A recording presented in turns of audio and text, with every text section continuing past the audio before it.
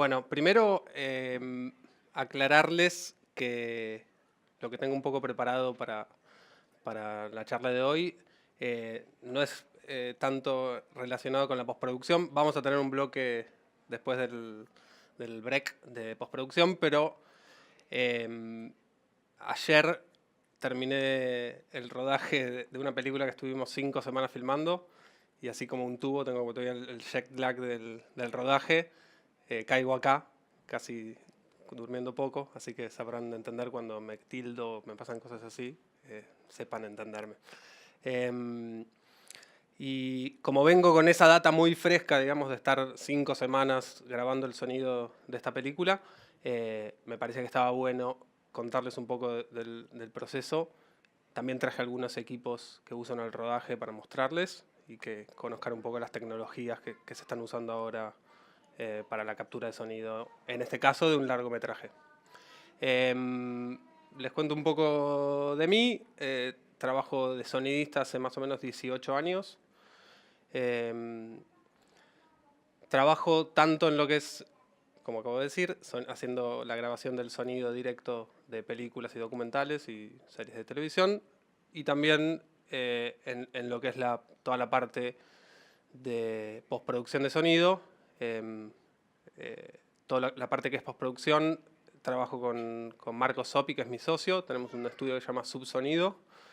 Y estamos desde hace varios años juntos co-dirigiendo el sonido de varias películas y documentales. Bueno.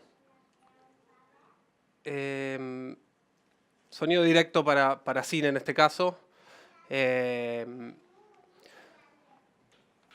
Por sobre todas cosas, me gustaría hacer hincapié en, o sea, lo primero que digamos, a mí como sonidista me llega cuando se me acerca un proyecto. Perdón, ¿estoy bien acá abajo o molesto a las cámaras y eso? ¿Prefieren que esté arriba? No, estoy bien. Perfecto. Algo sobre la dinámica, que ustedes ya la deben saber porque están acá hace varios días. No varios días, sino varios sábados. Que es que si quieren hacer una pregunta, que estaría buenísimo que las hagan, así vamos ahí en un ping-pong. Y yo me nutro de sus preguntas para desarrollar. Por favor, me avisan y levantan la mano, va al micrófono, porque como esto está siendo transmitido por streaming, si no sus preguntas quedan sin ser escuchadas por otros y solo mis respuestas y tal vez no van a entender un poco de qué va. Bueno, ahí llega más gente. Siéntense adelante. Así no me siento tan solo acá. Entonces, en general, a mí me llegan los proyectos, inclusive a varios sonistas también, con el momento de la filmación, ¿no? O sea, deciden que ya tienen una fecha de rodaje y los productores y los directores empiezan a armar su equipo de trabajo. Ahora bien, este no es el momento ideal donde podría empezar a trabajar un sonidista. Sobre todo, cuando digo un sonidista no me refiero tal vez a la parte que es un poco más técnica, que ya vamos a entrar a describir, que es la parte de la captura y del sonido directo, sino ya pensando como el diseño global de la película. Yo en este caso, por ejemplo, la película esta que les comentaba que acabo de llegar de hacer, se llama Recreo. Es una película que está codirigida por dos directores, Jasmine Stewart y Hernán Garchuni. Y, por ejemplo, en este caso a mí me convocan ya desde, digamos, del guión cerrado y ya con fechas de rodaje y todo. En algunos casos me ha sucedido trabajar con otros directores que vienen a mí un poco antes, digamos, de tener la fecha. ¿Y para qué vienen? Un poco para desarrollar y empezar a pensar el sonido desde la escritura del guión. No necesariamente se necesita un sonidista para esto, pero está bueno que si están escribiendo sus guiones o pensándolos, ya empezar a pensar el sonido de la película. Cómo suena la casa donde vive tal personaje, que hay un sonido que está ahí constante, ¿no? ¿Qué pasa cuando entra este otro personaje? ¿Hay algún sonido que lo acompaña? Y después, bueno, cosas más como en relación al habla, ¿no? De cómo habla, si se trabaja algo en relación a algo del personaje y su forma de hablar. Son todas cosas que van a ir alimentando, digamos, la imaginación del guión y van a hacer crecer el film. Y sobre todo son decisiones que muchas de ellas que obviamente tal vez imaginar qué sonido hay en la casa de Raúl no es tan importante a la realización a la filmación, ¿no? de eso. Pero sí es empezar como a abrir el juego al mundo sonoro de la película, que me parece que en general falta bastante en los guiones y que es un mundo a explorar fantástico. Bien. Antes de eso, perdón, voy a hacer un paréntesis. Me gustaría saber un poco quiénes son ustedes, no se tienen que presentar, pero saber, son productores, directores, realizadores, guionistas, editores, como para también yo guiar un poco mi charla a cosas que les pueden interesar. No sé, ¿alguien? Levanten la mano los productores.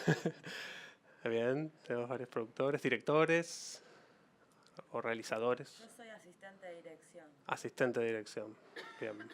Después vamos a hablar con vos entonces, cosas puntuales. ¿Editor? Bien. ¿Sonista? Una sonidista, bien. Sonidistas mujeres, aguante. Faltan sonidistas mujeres, pero cada vez hay más y está buenísimo que hay una sensibilidad en las mujeres y el sonido que va muy bien. Alguien se quedó sin decir, tal vez yo no nombré estudiantes. ¿Estudiantes de cine? Hay varios estudiantes de cine. Bien, también. Perfecto. Buenísimo. Entonces, vuelvo entonces al momento que me convocan para el proyecto. En este caso, y en la mayoría de los casos, es cuando ya hay una fecha de rodaje. El primer punto que yo, obviamente, lo primero que hago es leer el guión para entrar un poco en su mundo y en las cuestiones técnicas de cómo yo resolver la grabación de eso. Importantísimo a los productores y a todos, el sonista tiene que estar en la preproducción de la película. O sea, tiene que tener 1 o 2 semanas de previa para poder ver las locaciones. El sonista tiene que estar en todas las locaciones y puede, tener también el poder de decir si una locación no funciona para grabar sonido, que esa locación se busque otra, digamos. Es una lucha difícil porque en general como que no piensan que tenés como ese poder, digamos. A veces hay que plantarse bastante, decirles la palabra, mirá que si no va a doblaje esta escena. Y ahí como que me dicen, no, doblaje. Hay mucho miedo en relación al doblaje. Después vamos a hablar del doblaje y de que sus grandes posibilidades, porque no hay que tener miedo, sino que es una herramienta para ganar.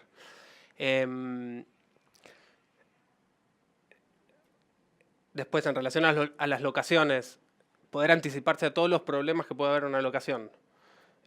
Por ejemplo, ¿dónde van a poner el generador? Qué gran problema de los sonidistas, el generador. ¿Dónde meten el generador? Bueno, parte de la previa es ver dónde iría para que no molestar, para que no se escuche en set. Ver la acústica de los espacios. Me ha pasado, bueno, que con Eva no duerme, era una película que se filmaba, se armaron escenarios distintos, pero todo era en una gran fábrica muy grande, abandonada. Y era como la única posibilidad, era ese lugar. O sea, no había por producción, ya como que habían agotado todas las posibilidades. Y era, bueno, la tenemos que hacer acá. Ok. Entonces ahí es entrar a trabajar en qué problemáticas tiene ese espacio para mí. ¿Qué se tuvo que hacer en ese caso? Hubo que casi que acustizar la fábrica. mandé a construir en los sets que estaban como divididos alrededor de la fábrica. Hicimos techos acústicos sobre cada uno de esos sets. Grandes ventanales que habían también mandamos a hacer unas cortinas acústicas para cubrir todo eso. Tuve que, digamos, sellar en varios lugares que había, por ejemplo, aires acondicionados o cosas, sellar todas las ventanas para que el ruido incida lo menos posible. Y bueno, en general, digo, justamente, en Eva no duerme, yo contaba con un director, Pablo Agüero, que le importa muchísimo el sonido, que está atento al sonido y que sabe del poder y cómo utilizarlo. Entonces como que contaba con su brazo a favor de hacer estos gastos, ¿no? Porque son gastos que para producción soy molesto, pero bueno, hay que entender digamos, que es por el bien de la película, que es de todos, y el sonido es de todos. Ese es otro tema que está bueno hablar. En set pasa mucho, que bueno, por la cualidad que tiene la grabación de sonido, hace que nadie sepa qué estás haciendo. Ni los directores, nadie sabe qué estás haciendo. O sea,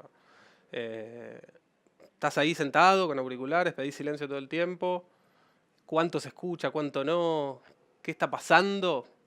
Nadie entiende qué estás haciendo realmente. Y la verdad es que si estás haciendo bien o mal tu trabajo, tampoco nadie se va a enterar hasta que entre en manos del postproductor de sonido y que diga, che, pero ¿qué pasó? Ah, bueno, recién ahí, digo, pasados meses, alguien va a poner el grito en el aire si había algo mal en la cadena o no.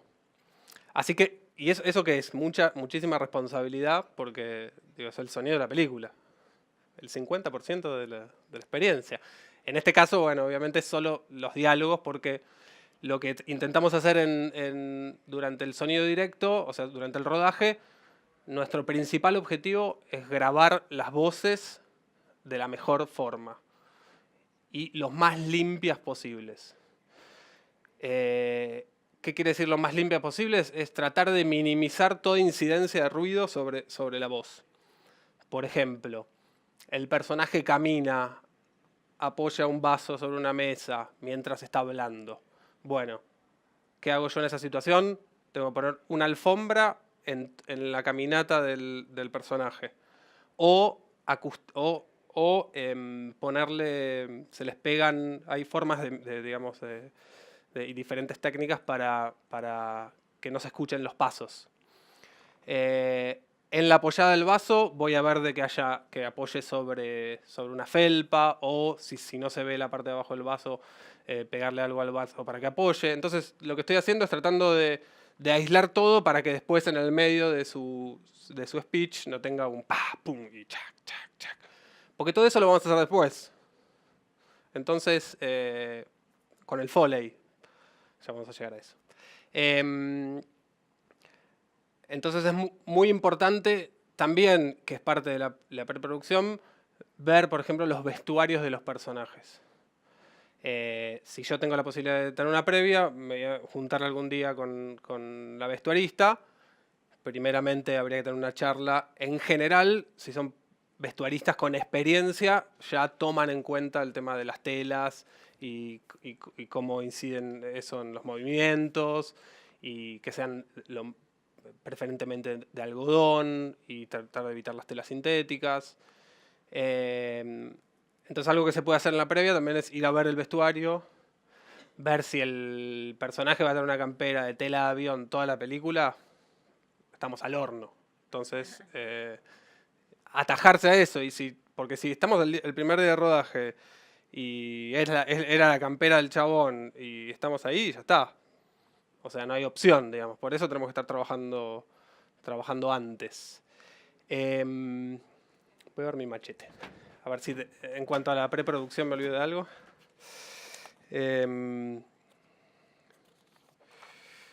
Chingui, chingui. Bueno, muy importante de la preproducción. Y es una decisión que es más de postproducción, pero que tiene mucho que ver con el momento de la grabación, que es en qué frame rate vamos a grabar la película. ¿En qué frame rate grabaríamos? Una película que se va a mostrar en un cine 24 cuadros. en 24 cuadros. No, ¿se imaginan la cantidad de películas que me han llegado al estudio que las graban íntegramente con cámaras de cine, Red, Alexa, a 25 cuadros? Porque nadie en el momento de... O sea, el DF medio que le daba lo mismo, no sé por qué. El sonidista no dijo ni mu. Y salieron grabando en 25. Y después es un problemón para la postproducción. Porque hay que llevar... O sea, ¿qué pasa? El estándar de reproducción hoy en día del DCP, creo que lo están regulando ahora porque es medio como una nube todavía, es 24 cuadros. Los DCP tienen que estar a 24 cuadros. Ahora bien, el DCP en sí acepta cualquier frame rate. Pero depende del player, y entras en un mundo medio complicado y les puede pasar que su película no entre a festivales si tienen un DCP a 25 cuadros, por ejemplo. ¿Y qué pasa? Si yo tengo toda la película con el audio y el video a 25, yo lo que voy a tener que hacer es, al final de la postproducción, cuando ya hice la mezcla y todo, convertir todo ese audio haciéndole un pitch, un cambio se hace dos procesos, se hace como un cambio de pitch y después se hace otro para volverlo al tono original. Pero en ese proceso, que es muy complejo como de estirar y volver a como hacer un stretch del audio, se pierde mucha calidad en el sonido y empiezan a aparecer un montón de problemas y medio fantasmas sonoros que nos persiguen. Entonces, muy importante en la preproducción poder charlar esas cosas. Si estamos haciendo una película, saber que deberíamos estar grabando a 24 o en su defecto a 23.98, que es ya ahí como el ajuste de 23.98, que sería un NTSC, a 24 es muy pequeño, ya ni siquiera tenés que hacer un pitch, se hace una conversión de sample rate y ya está todo bien. Pero bueno, eso, importantísimo. Volviendo un poco a recreo, voy a tomar un poquito de agua, permiso. Les cuento un poco de recreo, que es lo que tengo ahí como todavía en la piel. Creo que tengo barro en los zapatos porque fueron 5 semanas grabando en un campo, en una misma locación. Eso era muy cómodo, en cierto sentido, porque no teníamos que andar moviendo los equipos de acá para allá. Yo tenía mi rack armado y todas las mañanas llegaba y estaba ahí, digamos. No tenía que desarmar y armar equipos. Lo mismo para todo el resto del equipo. ¿Qué pasa con, además de lo que es grabación de voces en rodaje, en la captura, qué hay de captura de ambientes? Bueno, bien. Digamos. No solo hay que pensar en cuando estamos filmando, en grabar ambientes, sino también hay un montón de situaciones de sonidos solos que se necesitan, de voces en off o llamadas telefónicas, acciones concretas que se justifique grabarlas en locación, que son muy importantes. Por ejemplo, en recreo es la historia de 3 parejas con sus hijos que van a pasar un fin de semana al campo. Entonces tenemos 6 personajes que son los padres. Una de las parejas tiene trillizos, otra un bebé, y después está el hijo adolescente de otra de las parejas, y sumado a eso, porque eran pocos personajes, tenemos al casero con su mujer y su hija. Bien, un montón de personajes, y que un poco la dificultad de esta película era que había muchas escenas con todos los personajes juntos. todos hablando, sentados en una mesa o en el parque sueltos. Entonces era complejo en cuanto a cómo resolver que la grabación de eso. Después, sumado los niños, no hagan películas con niños, evítenlo a toda costa. Por un montón de problemas de producción, pero bueno, yo hablo desde mi área, que son incontrolables en general, digamos. Salvo que sean adolescentes que un poquito ya como que pueden seguir un poco una consigna. Los niños de entre 3 y 8 años no, es muy complicado. ¿Y qué pasaba en este caso? Y vuelvo a lo que decía, me preguntaba Pablo de otras grabaciones que se hacen. Yo tengo esta casa y bueno, yo como hago también la postproducción de sonido, digamos, y estoy en el diseño de la película en su totalidad, yo ya sé que voy a necesitar en la postproducción infinidad de material para trabajar el fuera de campo. O sea, porque yo tengo la escena de ellos dos hablando, pero tal vez están todos los personajes dando vueltas por ahí, con los niños por allá jugando, los otros jugando al fútbol allá. Y está bien, este día de rodaje solo tenemos estos dos, que es la charlita entre ellos dos, pero después vamos a necesitar todo ese universo, abrir todo ese universo. Sí, podríamos resolverlo en postproducción, llamamos a los... Seguramente algo de eso vamos a tener que hacer, pero ya, el lugar, o sea, que sea, por ejemplo, un exterior, que esta película era mayormente hecha en exteriores.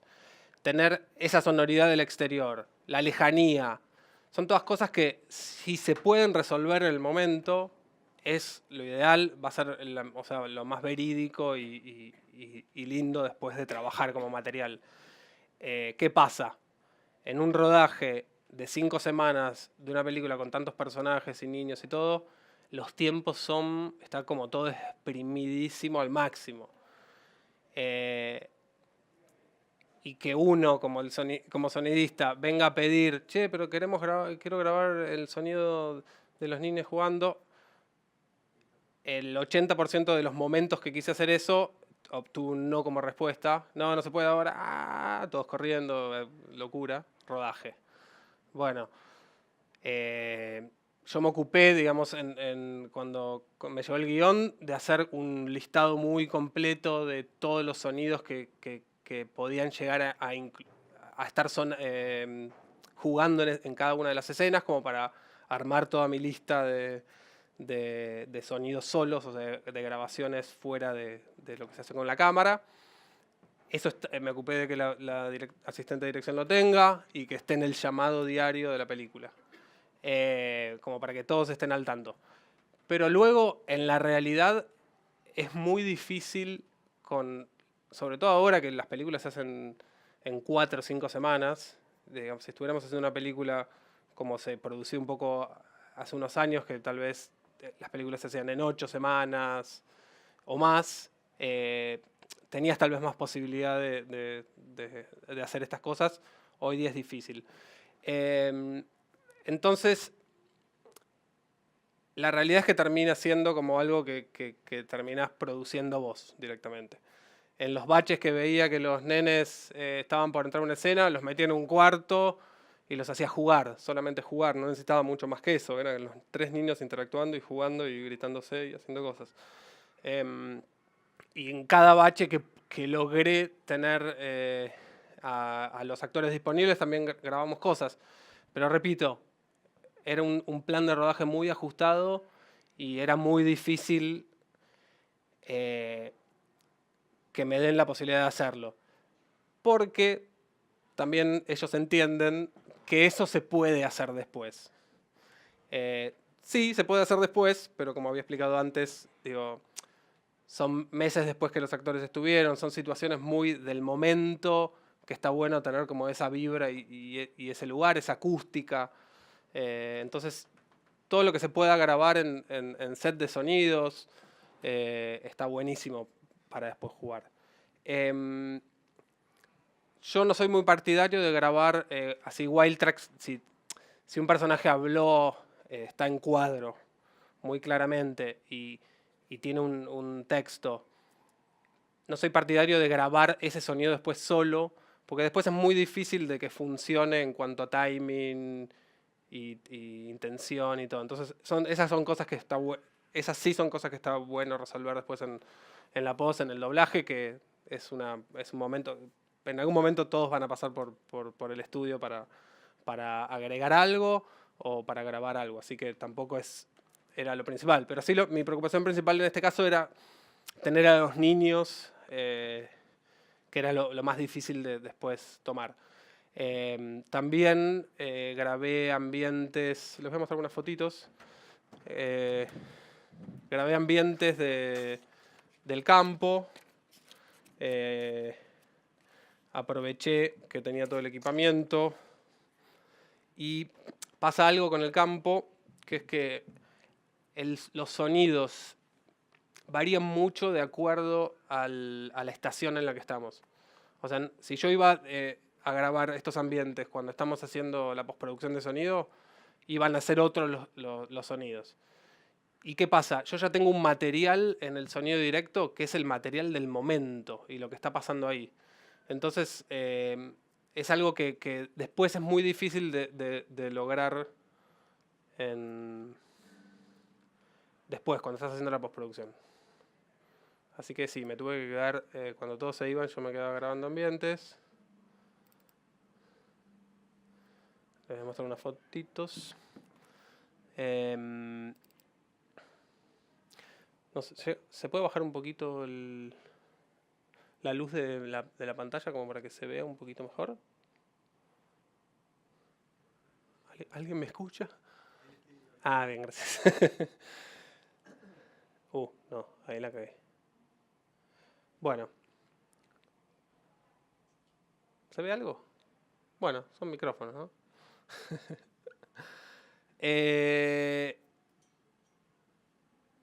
Esto es el equipo que estaba usando y acá estaba grabando ambientes en 5.1.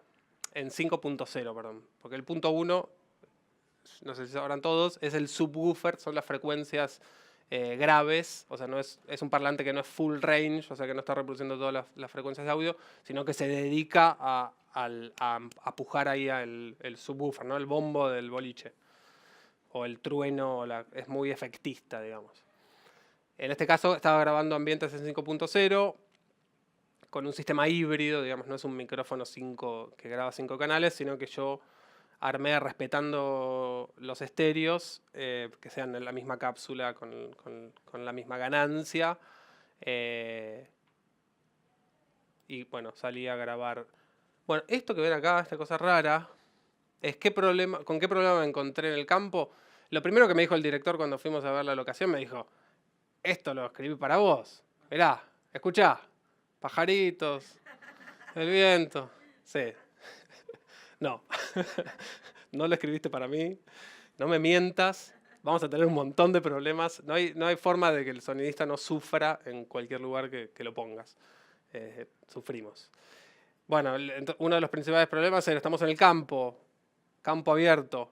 ¿Dónde van a meter el generador? Porque obviamente toda película viene con su generador. Hay un problema con los generadores y la tensión, que es los metros de línea. O sea, vos no podés tener un generador a 500 metros porque te baja la tensión y no les prenden las luces a los eléctricos.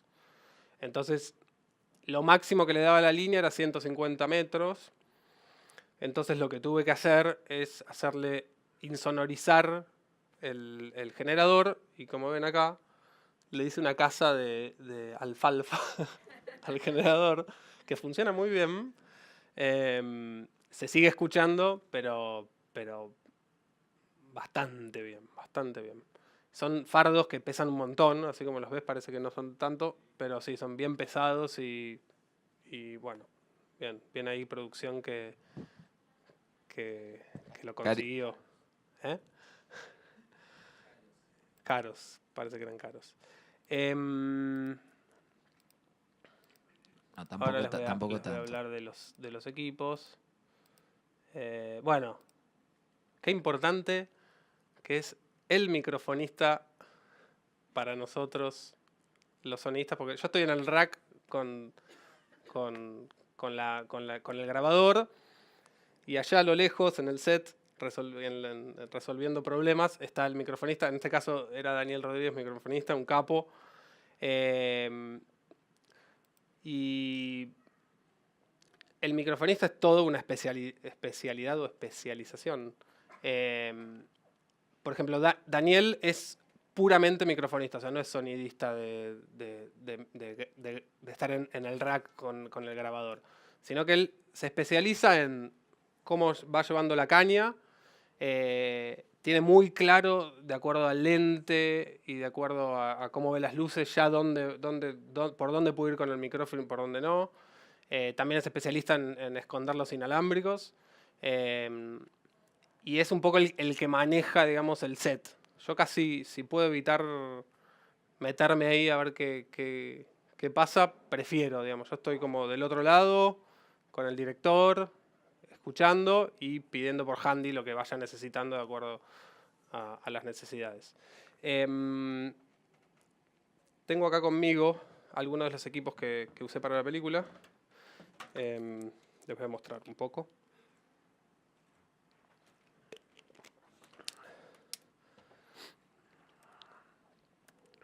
Bueno, esto es más de lo de la parte de grabación de ambientes para que vean un poco ahí el setup.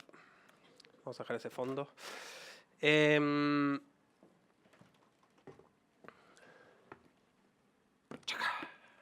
Bueno. Básicamente,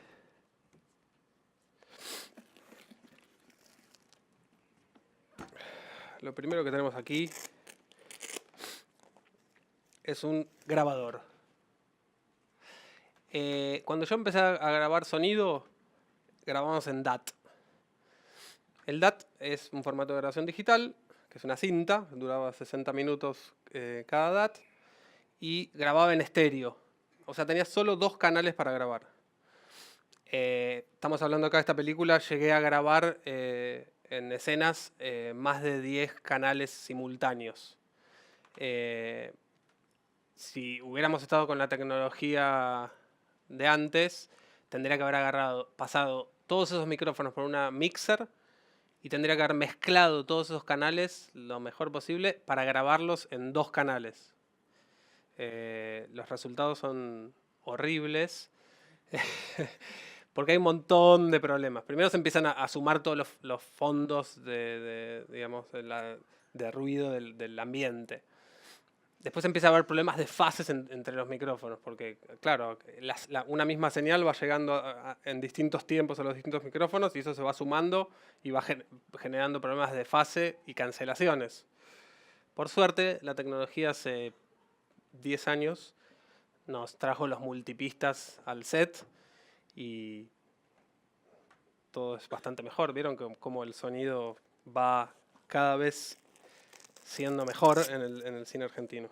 Ya esas frases que decían el sonido del cine argentino, ¿no? Como una muletilla casi. No es así, chicos. Lo voy a sacar un segundito. Ay.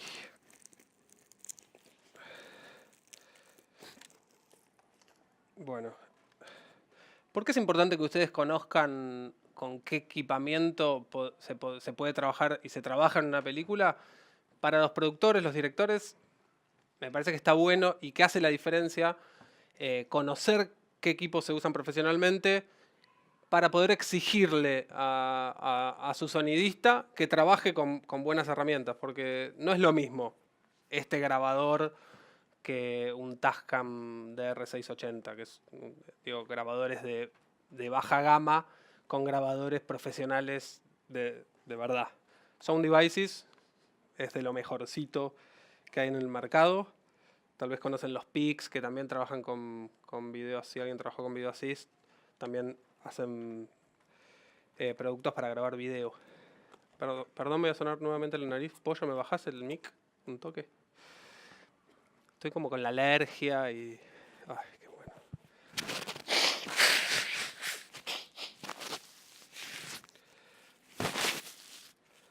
Además de tanto hablar, como que te vas aflojando, ¿no?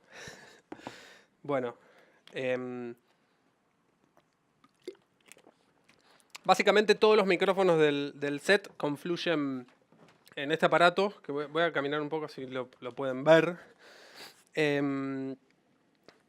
Estos son, digamos, los preamplificadores y, digamos, donde se maneja la ganancia de cada uno de los micrófonos. Tenemos 6 micrófonos acá, pero en realidad yo le adiciono otra mezcladora a esto y puedo grabar hasta 12 canales con esto. Otra ventaja del grabador es que podés hacer mezclas estéreos de lo que estás haciendo. Y acá vuelvo también a cosas que tienen que ver con la preproducción y que está bueno charlar en ese momento, que es cómo va a recibir el material del editor y cómo va a llevarlo adelante, ¿no? Porque si vos sos editor y recibís una escena, por ejemplo, escenas que grabamos a 2 cámaras. Cada cámara yo le mando una señal de audio para que tenga audio de referencia en cámara. A su vez grabo una mezcla estéreo de todos los canales, como para resumir en 2 canales toda una información. Y después tengo todos los canales ISO que se dice, que es todos los canales por separado. O sea, cada uno de ustedes que tenían un micrófono inalámbrico escondido en la ropa, tengo esa señal independiente. Más 1 o 2 booms, que digamos, las escenas con muchos personajes tenía 2 microfonistas que están ahí siguiendo las conversaciones y los movimientos de cámara.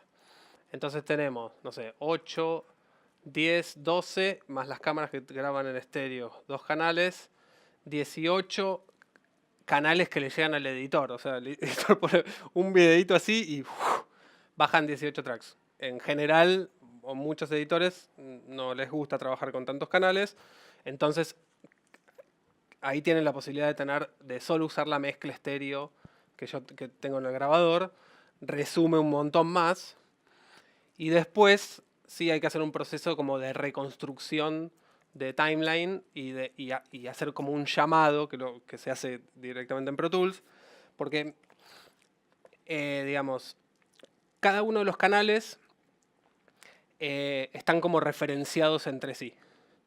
Entonces, yo con el canal, solamente con tener un canal de los 12 o 18 que estaba grabando, puedo hacer un llamado desde Pro Tools, que es el software que usamos en general el 90% de la gente que hace postproducción para cine, de todos esos otros canales.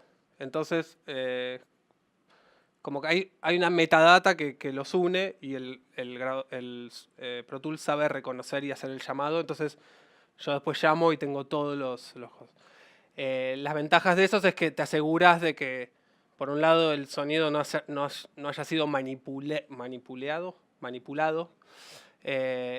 durante la edición de video. Sabes que tenés, digamos, porque pasa mucho que, bueno, el editor armó la sesión y no se fijó cómo estamos grabando el sonido. Entonces armó una sesión en 16 bits, 44K, ¿no? Y bueno, después yo grabo a 24 bits, 48K, el editor importa todo ese audio, ya me está haciendo una conversión de bitrate y sample rate, y me está bajando la calidad y la cantidad de información que tiene ese audio. Entonces, con esto me aseguro también siempre tener como la calidad de como la grabé yo en la postproducción. Como les decía, de acá tengo salidas y mando a las cámaras referencias. Y para el sincronismo, hay muchos editores que trabajan con algún programa que solamente comparando formas de onda o audio, ya como que te sincroniza el audio y el video. Y también este grabador lo que tiene la posibilidad es de trabajar con timecode. Entonces lo que se hace 2 veces por día, o sea, la mañana cuando empezamos y después del almuerzo, es hacer un jam de timecode entre el grabador y las cámaras. Entonces sabemos que hay una metadata de información que está trabajando todo con un mismo reloj. Llega a pasar que no hay claqueta, no hay audio en cámara, bueno, tenemos el timecode como para que se pueda sincronizar audio y video. Entonces trabajamos con varias opciones, claqueta, audio referencia en cámara y timecode para... ¿Alguien quiere verla? ¿Le interesa? ¿Sonidista? ¿Ya la conoces?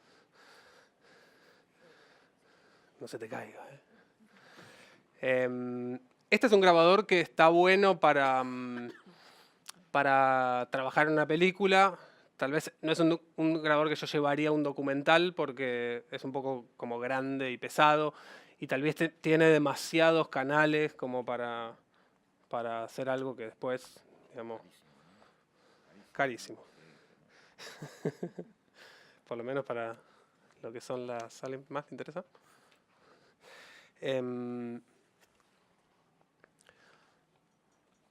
Y bueno, hay obviamente muchos modelos de Sound Devices y hay también otros grabadores también muy buenos, no es la única marca buena de grabadores. También está Saxcon, entre otros. Bueno, perdón, vamos a hacer las cosas ordenadas. Voy a volver a guardar esto acá.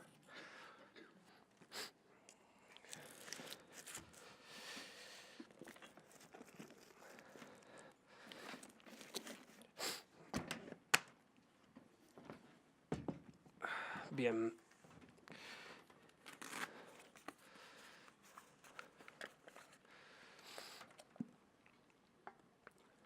Y ahora pasamos al mundo de los micrófonos, que tanto nos gustan a los sonidistas.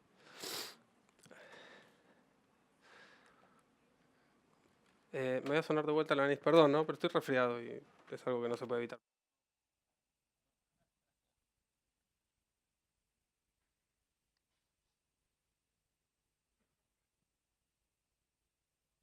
En la cámara para otro lado, ¿no? Por favor.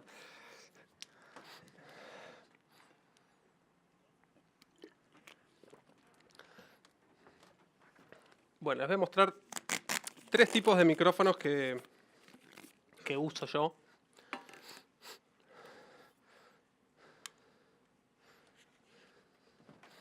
Mucho. ¿Alguien puede adivinar la diferencia? ¿Qué diferencia habría si a simple vista entre estos 3 niños? El tamaño, bien.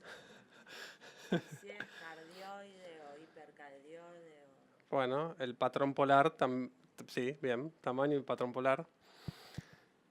Uno es más tele, más direccional. Bien, eso tiene que ver con el patrón polar y es una de las principales características de diferencia entre los 3 micrófonos. Este es un micrófono, es un Schweppes CMS6 con cápsula MK41, bueno, un poco técnico, pero así se llama. Es un micrófono que yo uso principalmente en interiores y en planos que no sean muy enormes. Este es un micrófono hipercardioide. Hago un pequeño paréntesis. Los micrófonos, digamos, como lo hablaban recién, tienen como un poco, se clasifican en la direccionalidad. Esto sería, hipercardioide sería bastante direccional, digamos. Como que si yo hablo hacia el costado del micrófono, obviamente se va a escuchar. Si hay alguna característica de los micrófonos que al revés de las cámaras es que, viste, una cámara, estás mirando ese pedazo y no percibís más nada de lo que está pasando. Bueno, un micrófono, él está hablando y vos hablaste ahí, o todo lo que pasa alrededor, digamos, lo va a estar tomando también. Con menos volumen, con menos agudos, con diferentes características, con más reverberancia, pero toma todo. Todavía no inventaron ninguno y no lo van a inventar porque no hay tecnología posible para hacerlo. Sería medio magia. Bueno, este es un micrófono que se usa más para interiores. Principalmente porque a diferencia de estos, que ven que estos son como largos y tienen como rayitas, esto es como un tubo de cancelación. Hace que el micrófono sea aún más direccional, ¿no? Digo, en la escala sería, vamos, mientras más largo, más direccional. Un tema de estos micrófonos es que en interiores resaltan como la reverberancia del espacio. Entonces, si estamos en general, en todo interior hay una reverb, sea más, menos o afecta o no, pero hay reverberancia, bueno, esto como que lo exacerba. Lo bueno de esto es que no lo exacerba, entonces podés tener, digamos, un muy lindo color en la voz y sin llamar cosas que no querés. Me lo tengo en la mano. Después seguiríamos como en uso. Este micrófono es un Sennheiser MKH60. Es un micrófono que sirve para exteriores como para interiores. Es bastante direccional y es un muy buen micrófono. Digamos, como decía, se puede usar en ambos casos. Pero si el interior en el que estamos grabando es reverberante, esto como que ya lo va a subir más. Y este es un Neumann 82, que ya es como lo más direccional que hay. Es un micrófono que está muy bueno para exteriores o para planos grandes, pero inclusive funciona casi para mí en cualquier tamaño de plano porque es bien chato, digamos, en su respuesta en frecuencia y aísla bastante, digamos, los fondos.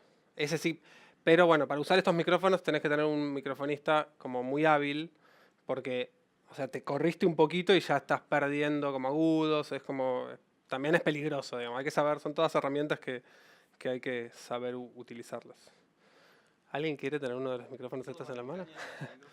Todos van en caña, no traje las suspensiones, todos van en una suspensión, son todos micrófonos muy sensibles, o sea, si los pones directo con una pipeta en la caña, copia cada milímetro de dedo que muevas. Esto va en una suspensión elástica que queda como flotando el micrófono y a su vez van en esos zeppelins que bueno, antes se veía, sería este, ¿no? Ahí que es un paraviento, exacto. Que es un gran problema, digamos, el viento y los micrófonos y el audio en general, sobre todo, bueno, en las situaciones del campo. Y vuelvo a esto de, esta película la escribí para que vos vengas a grabar. No, tenemos un montón de problemas, hay viento, los árboles suenan un montón, los pajaritos, sí, qué lindo los pajaritos, pero cuando empezás a grabar no querés tanto pajaritos. Y sobre todo, ¿qué pasa con todos estos ruidos que tenemos de background en el campo, por ejemplo? Que después, cuando quieren empezar a cortar la película, empieza, o sea, hablaste, poner que es un plano contra plano, algo bien clásico. Hicimos tu plano. Pasó, no sé, hubo viento. Hacemos el tuyo. Y pasaron 5 cotorras y 2 cosas. Y después cuando empezás a montar eso, se empiezan a cortar ambientes, como que van saltando mucho los fondos, ¿viste? Como que, sí, y el problema de eso es que vos después tenés que empezar a sumar ruido para que quede parejo. Y no queremos sumar ruido. Voy a guardarlos. ¿Alguien quiere ver alguno de estos micrófonos? Yo quería hacerte una pregunta. Me encanta. Esa foto que tenés, el boom ahí tan alto, Sí. digamos, a esa No, altura bueno, se usaba, ¿no? No. Nada Ahí que ver, ¿no es cierto? estábamos en un descanso. un Por eso descanso. pude sacar la foto. Claro. Porque si no estaría como... Imposible. Y escúchame, Sí. ¿y el uso de los corbateros? Se combina, ¿verdad? Vos usás corbatero y usás los microfonitos estos que acabas de mostrar. las Bien, dos ahora cosas. saco un sistema inalámbrico. El corbatero es fundamental. O sea, casi que no hay situación en la que no ponga un corbatero. Más allá, por más que tengamos en un ambiente, por ejemplo, ideal como este, sin el extractor y apagando el extractor y controlando un poco el fondo, por más que yo sepa que ese audio con el boom está buenísimo, yo tengo un inalámbrico de backup porque o se pueden después en postproducción mezclar entre ellos y ganar algo que el otro no tenga, o nada, tenerlo ahí de backup por cualquier cosa. Tal vez hubo un ruido en algún momento, pero el inalámbrico no está.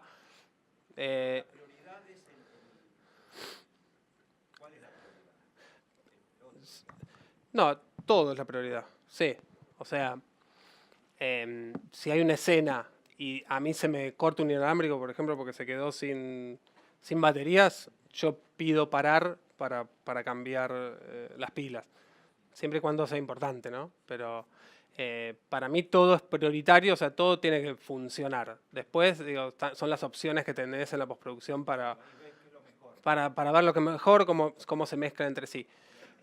Lo que tienen los inalámbricos de gran ventaja es que bajan bastante el piso de ruido de los lugares.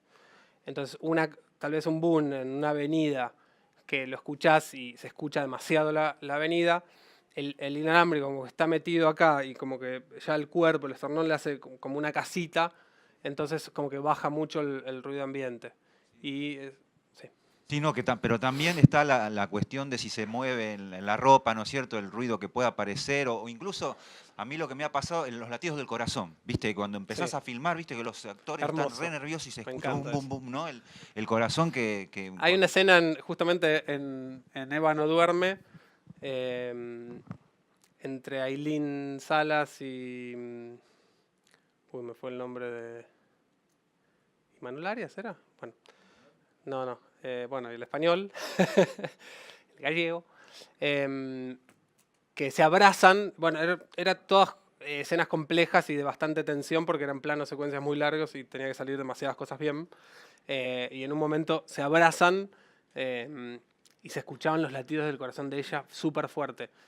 Y lo que dejamos en la mezcla, digamos, es un momento que aparece el corazón de ella cuando se abrazan. Así que son cosas como lindas que aparecen ahí de la nada y que después pueden estar buenas para...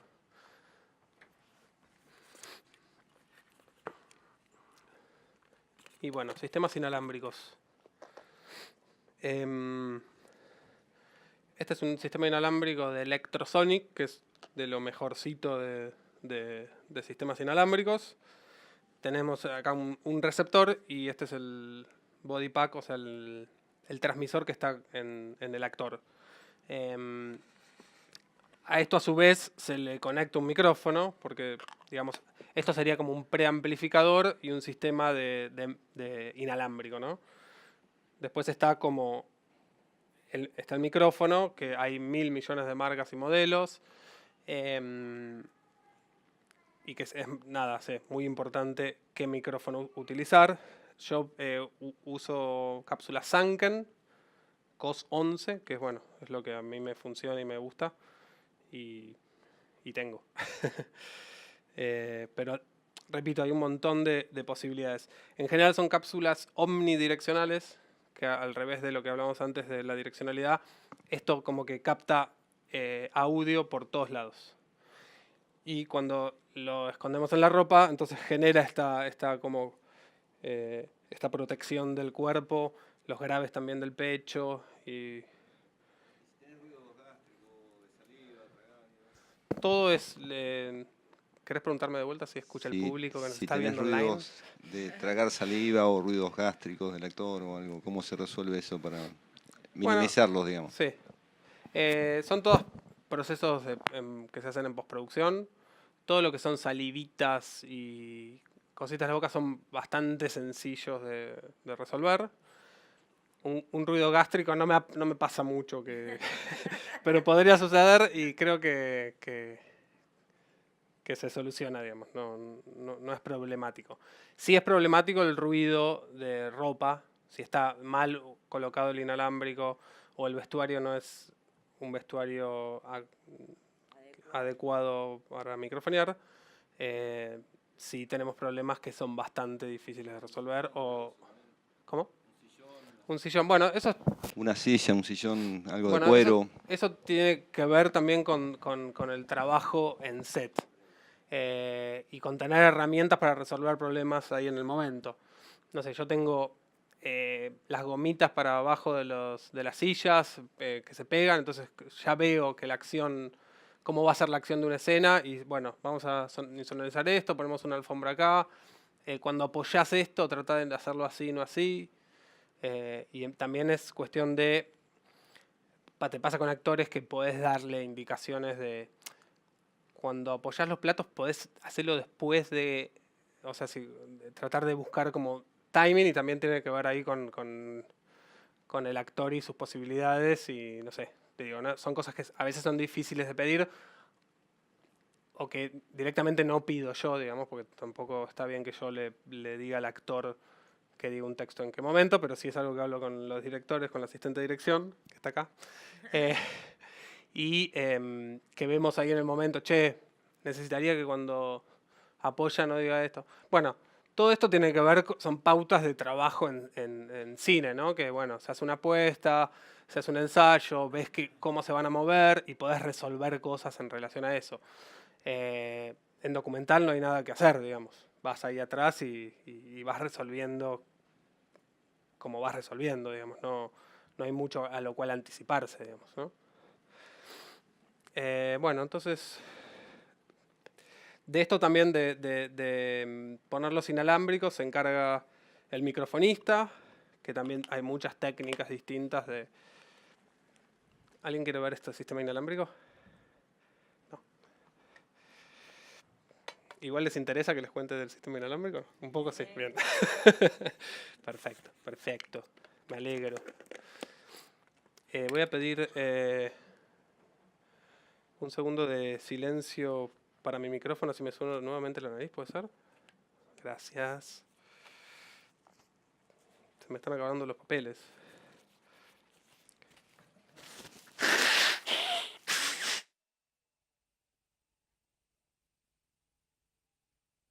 Voy a guardar un segundito esto y seguimos. En relación a sonido directo, bueno, me centré un poco en cómo resolvemos las cosas digamos, en el trabajo para hacer el registro de sonido de una película. Obviamente cada proyecto tiene sus variantes y sus necesidades. Y bueno, la idea es tener herramientas y conocimientos para poder ir resolviendo cada una de esas formas. ¿Alguien quiere hacerme alguna consulta o pregunta en relación a lo que le contaba? En un momento hablaste de usar 2 o 3 grabadores. Quería saber si cada uno graba independiente, los 6 canales que tenés, después lo sincronizás en post, ¿cómo haces el sincronismo para tantos canales? Digo? 12, 18 canales hablaste hoy. Sí, hablé de eso, pero todo se hace con un canal, con un grabador. Sí. Por ejemplo, este grabador graba 12 canales. Cuando dije 18 era porque graba 12 más la mezcla estéreo. Son 14 más las 2 mezclas estéreo que están en cámara. Llegan a 18 canales que le llegan al editor. En el caso de grabar con más de un grabador, lo que se hace es que esos grabadores estén sincronizados entre ellos a través de timecode. Inclusive hay funciones de timecode para que los grabadores arranquen a grabar. Cuando vos pones rec en uno, arrancan los otros, y etcétera. Sí, pero los grabadores en general, los profesionales, se pueden linkear. Y no sé, el otro día vi una foto de cuando grababan Mad Max, que grababan tipo, no sé, 80 canales y son de estas así, raqueadas. Y bueno, no locura, no sé cómo hace ese hombre, pero bueno. ¿Alguna pregunta más tienen de directo, sonido directo? Yo mientras voy pispeando mis notas a ver qué... Ustedes piensen a ver si se les ocurre algo.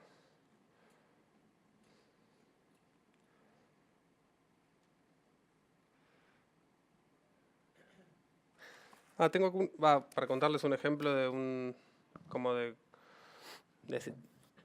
de grabaciones así no tradicionales, digamos,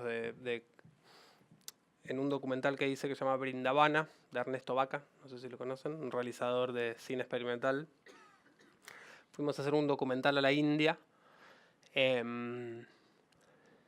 y un poco nació la propuesta cuando estábamos, desde antes, digamos, cuando viajamos, en que cámara y sonido no estén grabando lo mismo.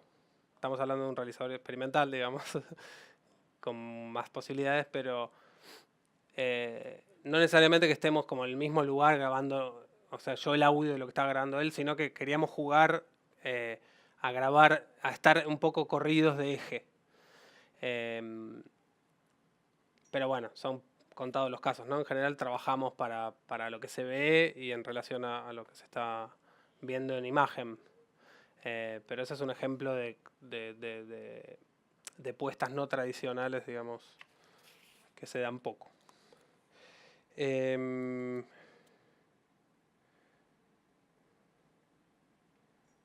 Bueno, ¿qué horas son? Son 15:40.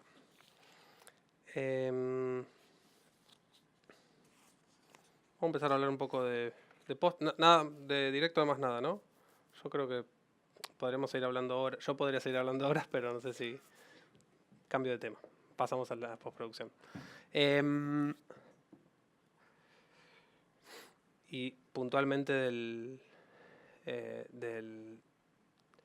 diseño de sonido. Les voy a leer algo que escribí y que me sale mejor escrito que si lo digo ahora.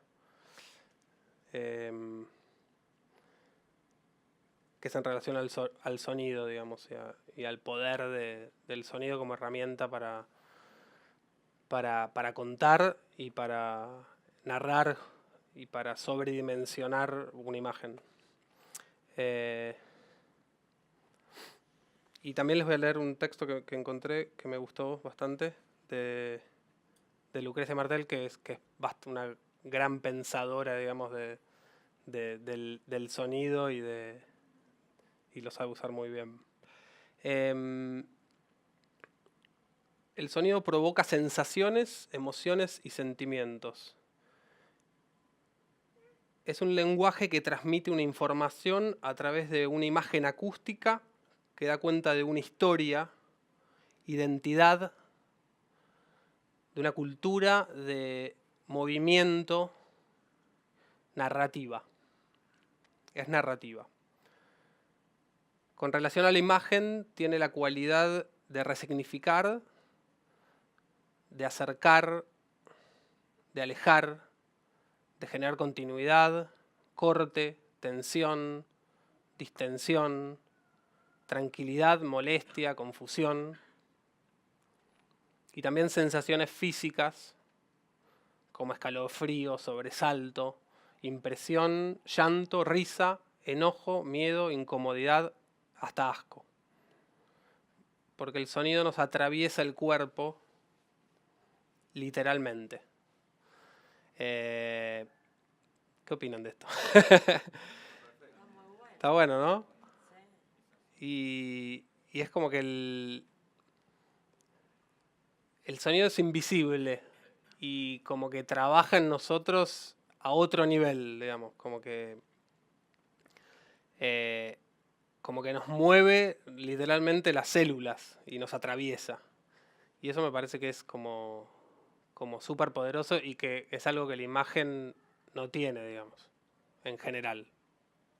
No quiero meterme en el mundo de la imagen porque tampoco voy a desmerecer a la imagen tan linda.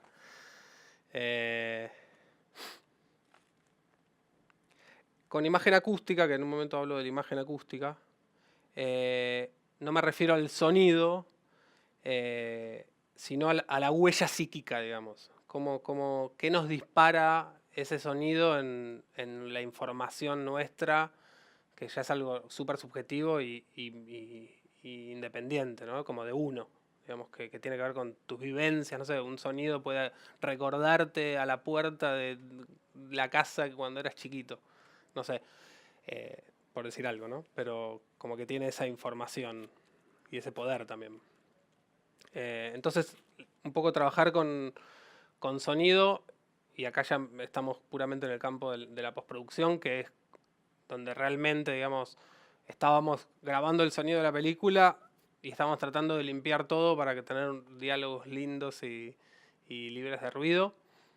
Bueno, ahora llegamos a la postproducción y es el momento como el momento más lindo, o el momento es el que yo más disfruto, de empezar a componer esa banda sonora y generar todo este mundo mágico, ¿no?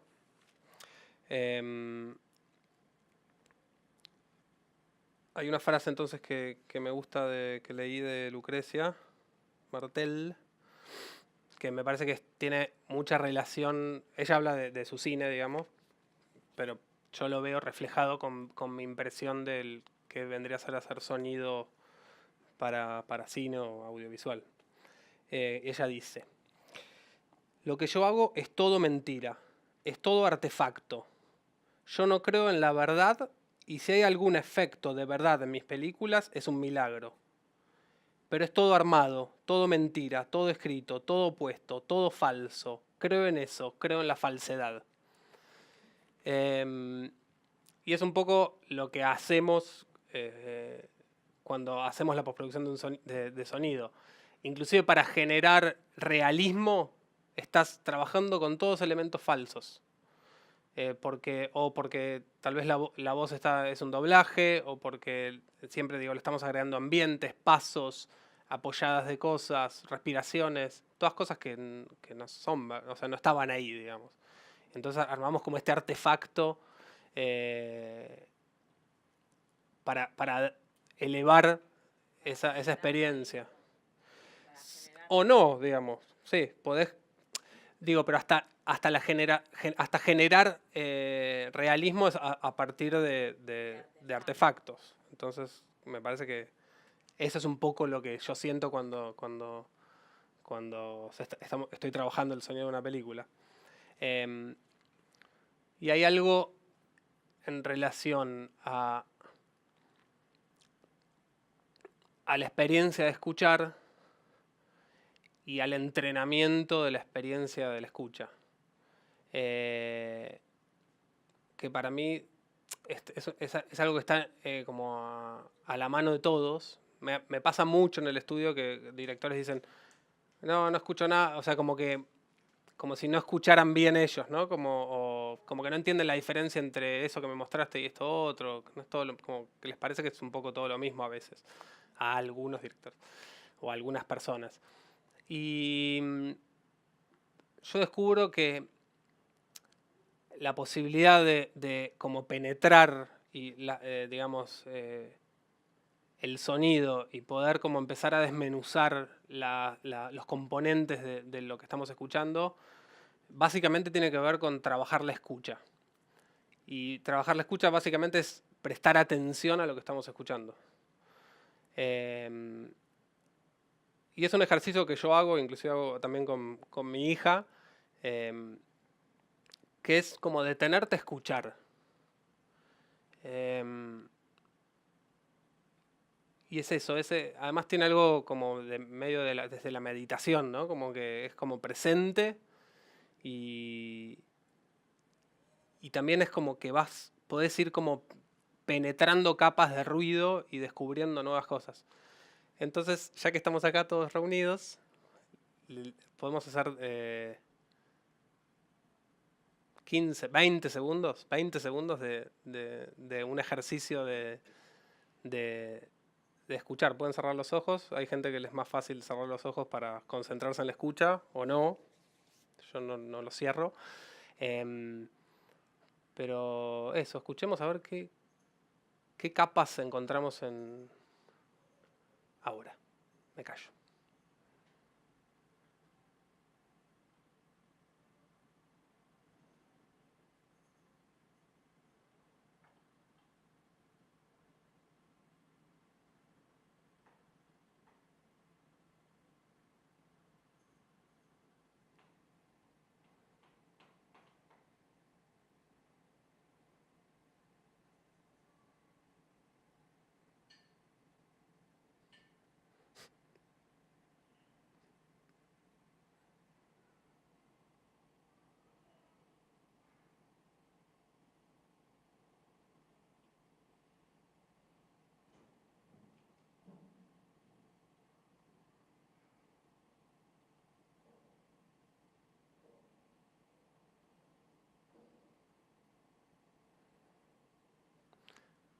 Bueno,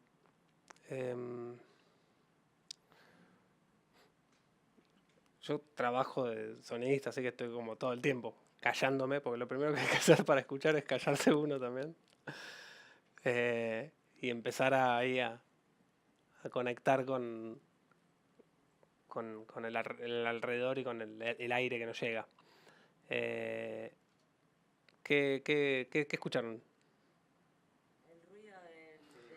La gran vedette de la escucha fue el extractor el aire acondicionado del lugar. Sí, creo que sí. Podríamos llegar a escuchar la calle, que casi no la escuchamos y que la deberíamos escuchar. Igual estamos en un edificio bastante aislado, con ventanas dobles y esas cosas, pero... A Filipa escuchamos. Escucha Hola. y a voces de niños, ¿no? También. Y ruidos de una puerta también. Yo escuché unos chicos. Ah. Hola. Sí, perdón. No, que bueno, yo escuché esto porque lo tengo justo acá arriba y demás, pero respecto a lo que decías hoy, bueno, yo trabajé muchos años como coordinador de postproducción, pero chequeaba bandas internacionales y demás. Bien. Y eso es loquísimo, ¿no? Estar atento a todos los ruidos que juegan dramáticamente y bueno, lo que te abre eso y la manera cómo te enseña a escuchar, digamos. Los detalles, a un mínimo que sean.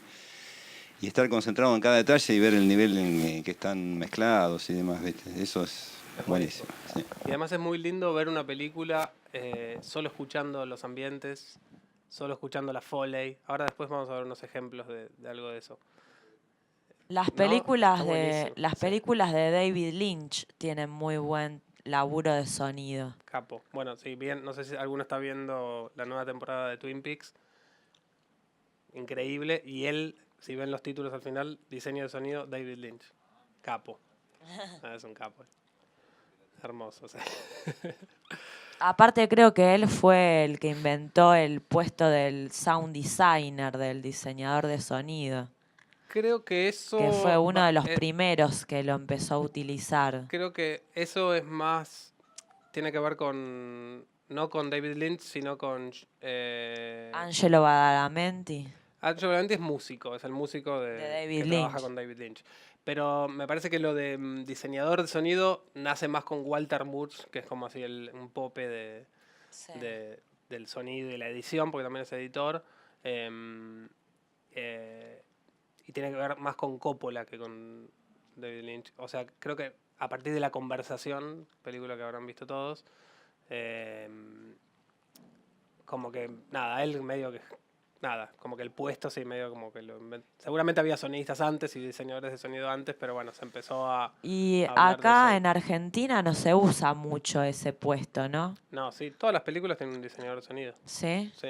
¿Y vos qué pensás sobre el diseñador de sonido?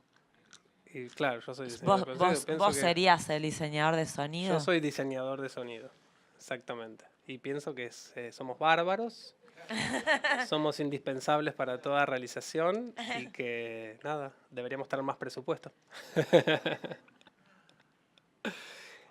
Sí, dale. Llega el micrófono, espera el micrófono. Lo que estabas hablando al principio de esta cuestión tan importante, ¿no? De reunirse en la preproducción para armar todo un esquema, ¿no? sobre las opciones que hay. Pero yo creo que también con 4 semanas de rodaje o 5 semanas de rodaje, mucho es resolverlo ahí en el momento, ¿no es cierto? Porque vos podés planificar y todo, pero a mí se me ocurre que la tuviste que remar, pero como loco, ¿no? Como loco, sí. Pero bueno, hay un montón de cosas que sí pude prever. Por ejemplo, cosas en relación al generador. Sí, eso me pareció. Escenas que querían poner, por ejemplo, hay un bosque que les encantaba, que era el bosque ahí para hacer una escena que era casi un monólogo de uno de los personajes.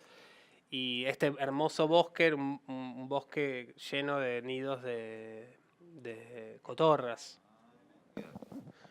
Nada, y probamos tirar bombas de estruendo, se cagaban de risa. Después había... Obviamente eran cosas que ya había probado en un momento y que sabía que no funcionaban, pero ellos querían como, probemos todo. Bueno, probemos todo.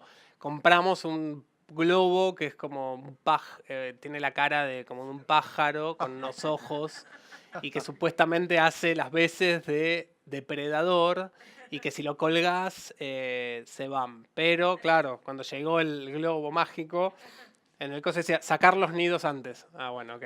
Nidos a 30 metros de altura en los árboles, imposible. Así que cambiamos de locación, fuimos a otro bosquecito, porque tenía que ser en un bosquecito. Listo, perfecto, bueno, no hay cotorras, genial. Llega el día de la jornada, un viento tremendo. Ya está. yo ya no podía decir más nada, salvo qué viento, por qué. Tipo, estaba la escena maldita. Y bueno, nada, grabamos ahí. En ese caso es uno de los casos que el corbatero es salvador, Salvó, porque claro. como que aísla un montón el ruido. Y, y bueno, sí, es como medio un mar, digamos. Es como que de fondo hay como un mar, una autopista, ¿viste? Esos sonidos como que son constantes. Pero bueno, va a quedar bien. Bien, escúchame, y decís 4 semanas para filmar, ¿no es cierto? Y después en la postproducción es muchísimo tiempo. O sea, yo creo, es Sí. una pregunta, ¿no? Sí. El hecho de que sea tan corto el tiempo que tenés para grabar todos los sonidos, ¿incide después en el tiempo que vos necesitás para postproducirlo o no? Sí, No o sea, necesariamente. el problema que vamos a tener ahí es que todas las cosas que yo quería grabar y no pudimos grabar por tiempo, va a haber Claro, que va a tener que grabarlas en hacer la después, postproducción, así claro. que como que pateás situaciones Claro, claro, a entiendo. la post. Y bueno, nada, puntualmente es una película que ya tiene casi fecha de estreno, Ajá. entonces en febrero se estrena, entonces ahora empieza la corrida de que, bueno, los directores se tienen que sentar a editar. No sé, el 1 de diciembre a más tardar necesitamos tener el corte final porque no podemos trabajar sin un corte final. Y después esperamos tener 8 semanas de postproducción de sonido. Que 8 semanas sí, es muy poco, ¿no que es es cierto? poco, Muy poco. pero bueno, es también lo que dan no solo bueno, las fechas propias de la película y El las presupuesto, intenciones de ¿no? producción, sino también el presupuesto, Claro, digamos, porque a claro. más semanas es también más plata, digamos. Claro, Entonces, claro. como- Y te quedaron muchos momentos, porque vos decías también, ¿no? Que el sonidista es como el hincha, ¿no? De alguna forma, porque está ahí, que se tiene que imponer, ¿no? Porque hablábamos con un compañero antes de empezar esta clase de hoy, que el sonido, si está bien, no se nota nada, ¿no? Pero cuando está mal, salta, ¿no es cierto? Toda digamos, es algo como que es fundamental que te das cuenta cuando falla. Realmente ahí es cuando realmente se nota. Y, la pregunta es, en este rodaje, ¿hubo muchas situaciones en que vos planteaste cosas que necesitabas y que te dijeron, no se puede, tenemos que avanzar y que las tenés que corregir luego ahora en postproducción? Sí, siempre hay situaciones que te pasa por encima, digamos, el rodaje porque, digamos, no...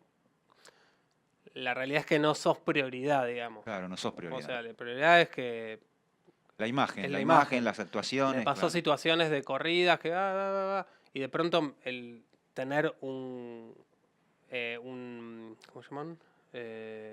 Un balastro de una luz al lado de los personajes con un ventilador interno, ¿viste? Como que en la corrida, pum, te lo ponen al lado. O sea, pasa algo también, digo, mucho en set, como que cada área está como muy cuidando su trabajo, digamos, Sí, su ¿no? ¿Viste? trabajo, Como que sí, sí. falta un poco de conciencia colectiva de las necesidades de todos y cómo trabajar para eso.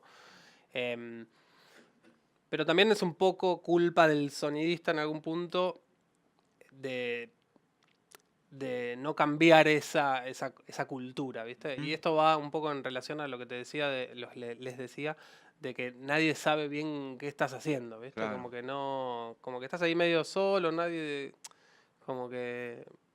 Entonces, lo más importante es esto, digamos, que está pasando ahora, digamos, poder como contar las necesidades, los problemas, para que todos trabajemos como en equipo para